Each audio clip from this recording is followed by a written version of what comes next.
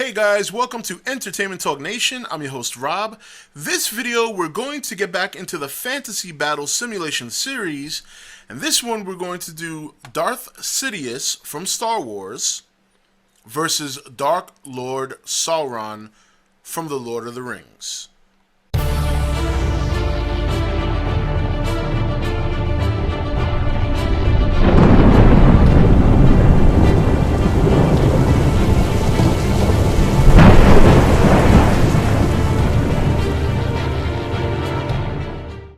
Okay guys, welcome back. So, Dark Lord Sauron and Darth Sidious. Probably a match that is a lot closer than people would think. You know, when you think about these two characters, the first thing you think about is their abilities, which both, to me, are very magic-based. The only difference between the two is that one takes place in a very futuristic, high technological advancement kind of world, where the other one is more fantasy-based and more medieval fantasy world. However, both have abilities that are very similar, just from a different premise.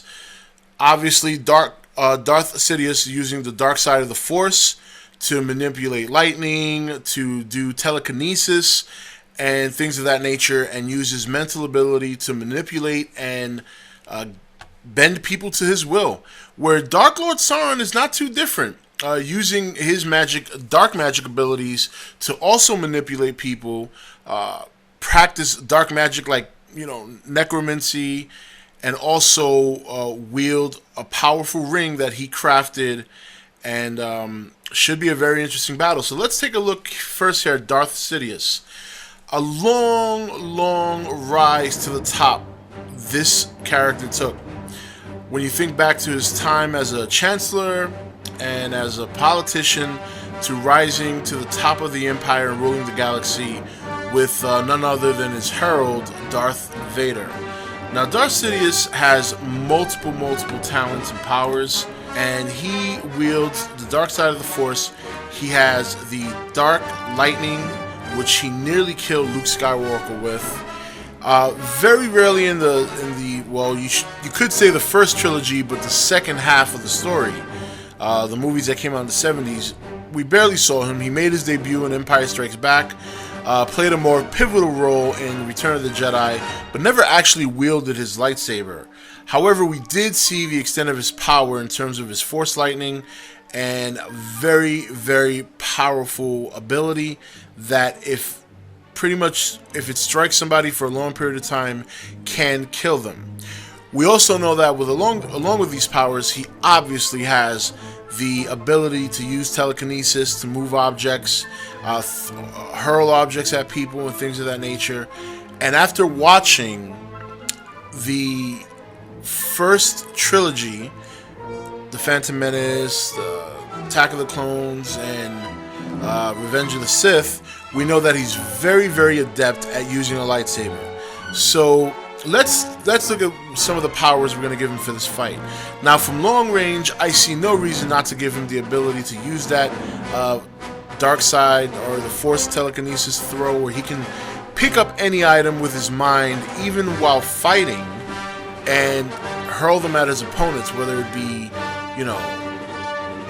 any kind of solid object, sharp object, whatever the case may be, to gain an advantage during a melee fight with his opponent. So that will be his long-range attack, will be telekinesis. His mid-range attack, we're going to go with that lethal Force lightning, which he is going to use at a closer range than if he was at a further distance from his opponent, and he will utilize this power at that point in time. And then for his close-range attack, none other than his lightsaber.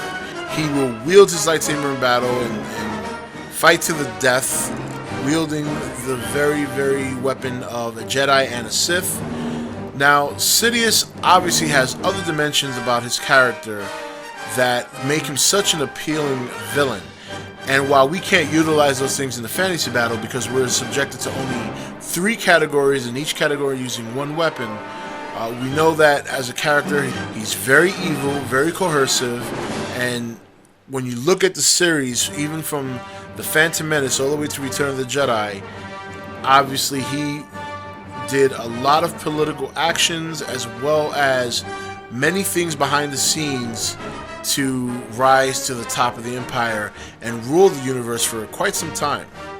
So Darth Sidious, we're going to go with telekinesis, lightning, and his lightsaber. Those will be his 3 powers that he's going to rely on for this battle. And we're going to move on to Dark Lord Sauron. Now, Lord Sauron is a powerful, powerful enemy. Just to give you an example, I mean, Middle-earth came from one haymaker away from being ruled by this man, or this creature, entity, whatever you want to consider him. And if it weren't for his finger getting chopped off, I think things would have turned out pretty differently. Now, Sauron, not only is he a very, very powerful, physically imposing villain, but he's got powers beyond most of what we've actually seen in the movie. When you look at his lore, one of the things they mentioned was, and I quote, "The extent and nature and specifics of Sauron's power are largely left to the imagination, but he was capable of altering the physical substance of the world around him by mere effort and will." So when you look at it like that, and this is coming from the Lord of the Rings lore on Sauron, that is probably power that even Darth Sidious might be close to having, but you never actually see something like that. Furthermore, he crafted obviously the One Ring, and he also manipulated the elves and the humans into crafting rings of power for their own. At the time, they didn't know that those ring of powers were going to serve a purpose of evil, and when they found out, obviously it was too late. Now, Sauron rules an army of orcs. He's got a powerful mace. He's got the One Ring, and he's also got dark magic, as he was also, many of you know, disguised as a necromancer for the time being, as he was regaining his power and trying to plot on the men of Middle-earth. So, in terms of his attacks, we're going to utilize this physical substance of the world, altering it, and we're going to use that for his long-range attack.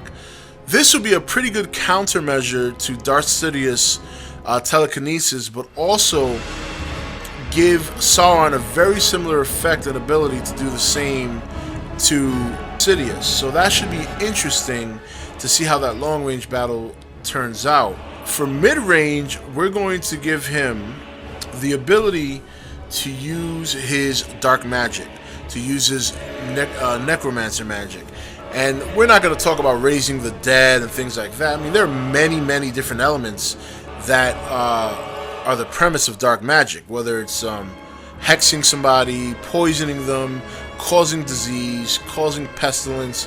Now, this would be interesting because much like the long-range power for Sauron serves as a bit of a countermeasure, Darth Sidious, being a Dark Lord himself and embracing evil and dark magic, might have some sort of resistance to this kind of magic that Sauron's going to use. So that also makes it kind of even, because if Sauron can countermeasure defensively the telekinesis of Sidious, then it's only fair that Sidious has a countermeasure to Sauron's dark magic. So with that said, they both are going to get obviously some bonuses on both ends of the spectrum for those two attacks, but also I'm not going to make it so that they're completely immune. They are going to have some vulnerability to both attacks, going with the long range and the mid range, and I'll let the simulator decide just who happens to resist better than the other. And then finally, for short range attack, I mean, I think it's quite obvious. Darth Sidious' lightsaber versus the Mondo mace wielded by Dark Lord Sauron. And this mace he's going to wield while wearing the One Ring. Anybody's going to sit here and argue that the lightsaber can cut through metal, but this is not your average mace. This is a very, very powerful, magically enhanced mace that is not easily broken by anything, if it can even break at all. However, Darth Sidious in this case will be getting a speed bonus because he can move a lot faster, and he is more adept at using his lightsaber faster, where the giant mace wielded by Sauron, while a physically imposing character, does require quite a bit of oomph, is not nearly as fast as wielding a lightsaber, and for that, Darth Sidious will have a slight advantage in the melee in terms of the speed. So it should make for a very interesting match. Two of probably the most evil characters in cinema history facing off against each other. The simulator's got the numbers, the simulator has the weapons. We're going to throw it in, let the simulator do its magic. We're going to start the countdown and let's check for the results. 10, 9, 8, 7, 6, 5, 4, 3, 2, 1, 0.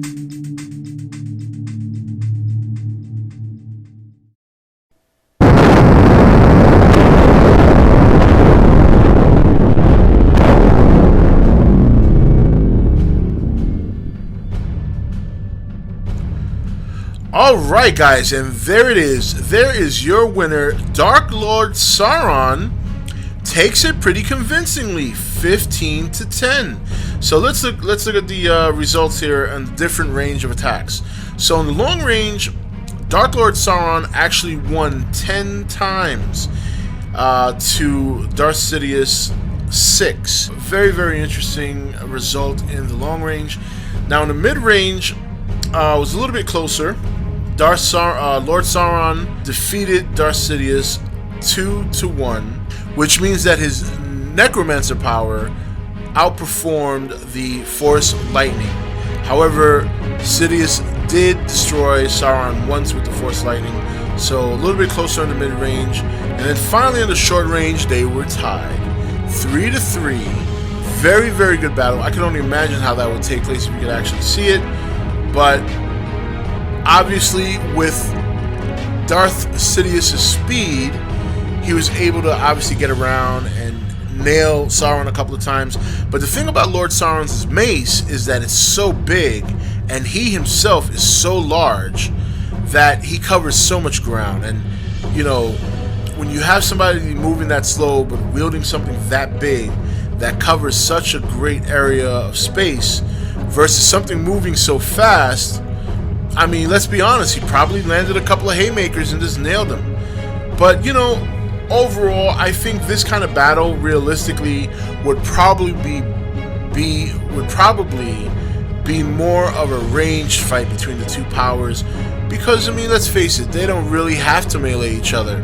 With the kind of power they wield, they're more than capable of deciding this fight from a mid-range to long-range perspective. But nonetheless, we got to use every category. We got to let the simulator crunch the numbers. I am a little surprised at the result. I thought either one of them could take the match. I didn't think there was any one favorite over the other. But I expected it to be a little bit closer than the end result. But hey, not going to question the simulator. So Dark Lord Sauron is your victor. I want to thank you all for watching this fantasy battle simulation. And you can stay tuned for the next one coming up for the month of March, which is going to have Superman versus Son Goku from Dragon Ball Z. Take it easy, guys. This is Rob signing off for ETN, where we don't do news, we just talk entertainment. Take it easy.